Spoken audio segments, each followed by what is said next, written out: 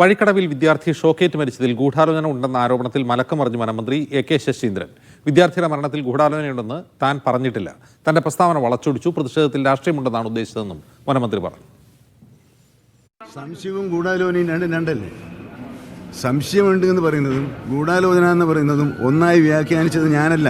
അപ്പോൾ അതിനകത്ത് ഒരു ട്വിസ്റ്റ് ചെയ്ത് പോയി. അത് സംശയിക്കത്തക്ക സാഹചര്യം ഉണ്ടായി എന്ന് ഞാൻ പറഞ്ഞിട്ടുണ്ട്. അത് സംശയമാണ്, അത് ആരോപണമല്ല എന്നും ഞാൻ പറഞ്ഞത്. ഇത് രാഷ്ട്രീയ മുതലെടുപ്പിന് വേണ്ടി ഒരു ഗൂഢാലോചന നടത്തിയില്ലെങ്കിലും ഞാൻ ഇന്നലെ പറഞ്ഞല്ലോ.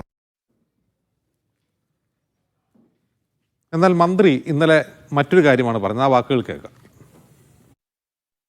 ഇത് നിലമ്പൂരിലെ തെരഞ്ഞെടുപ്പുമായി ബന്ധപ്പെട്ട് വീണ് കിട്ടിയ ഒരവസരമായി ഉപയോഗപ്പെടുത്തിയതാണോ അവസരമുണ്ടാക്കിയതാണോ എന്നൊരു സംശയം ഉയർന്നു വന്നിട്ടുണ്ട്.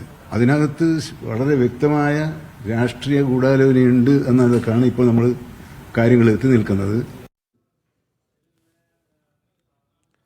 സെയ്ഫ് സൈനുലാബ്ദീൻ വിവരങ്ങളുമായി ചേരുന്നു. സെയ്ഫ്, ഇന്നലെ പറഞ്ഞ മന്ത്രിയുടെ പ്രസ്താവന, ഇന്നലത്തെ മന്ത്രിയുടെ പ്രസ്താവന പാളി എന്ന് തോന്നുന്നു. അതായത് ആ പാളിയതുകൊണ്ടാണോ ഇപ്പോൾ തിരുത്തി പറയുന്നത്? സ്വാഭാവികമായിട്ട് എം സ്വരാജ് രാവിലെ പറഞ്ഞ കാര്യം അത് തന്നെയായിരുന്നു. മന്ത്രി ഉദ്ദേശിച്ചത് ഈ മരണത്തിന് പിന്നിൽ ഗൂഢാലോചന ഉണ്ട് എന്നായിരിക്കില്ല, ഈ സംഭവത്തെ രാഷ്ട്രീയവൽക്കരിക്കുന്നതിന് പിന്നിൽ ഗൂഢാലോചനയുണ്ട് എന്നായിരിക്കും പറഞ്ഞത് എന്നാണ് എം സ്വരാജ് പറഞ്ഞത്. സ്വാഭാവികമായിട്ടും അത് വലിയ രാഷ്ട്രീയ ചർച്ചയായി ഉയർന്നു വന്ന പശ്ചാത്തലത്തിലായിരിക്കാം മന്ത്രി ഒരു തിരുത്തലുമായി ബന്ധപ്പെട്ട് ഇറങ്ങിയിരിക്കുന്നത്. കാരണം ഒരു വിദ്യാർത്ഥി മരിക്കുമ്പോൾ ആ മരണത്തിന് പിന്നിൽ ഗൂഢാലോചന ഉണ്ട് എന്ന് പറയുമ്പോൾ അതിനകത്ത് മറ്റൊരു സ്വഭാവം വരികയാണ്. കൊലപാതകം എന്ന രീതിയിൽ പോലും അത് വ്യാഖ്യാനിക്കപ്പെടും. കാരണം തെരഞ്ഞെടുപ്പ് മുന്നിൽ കണ്ടുകൊണ്ട് അങ്ങനെ ഒരു വിദ്യാർത്ഥിയെ കൊലപ്പെടുത്തി എന്ന തരത്തിൽ അത് വ്യാഖ്യാനിക്കപ്പെട്ടു നിന്നത് ഗുണകരമാകില്ല എന്ന് കണക്കാക്കിക്കൊണ്ടായിരിക്കും ഒരുപക്ഷെ അവർ അങ്ങനെ ഒരു നിലപാടിലേക്ക് എത്തിച്ചേരുന്നത്. അത് CPM സംസ്ഥാന സെക്രട്ടറി ഇന്നലെ ഓൺ ചെയ്തെങ്കിൽ ഇന്ന് രാവിലെ അദ്ദേഹം ഒരു പ്രതികരണത്തിന് തയ്യാറായില്ല.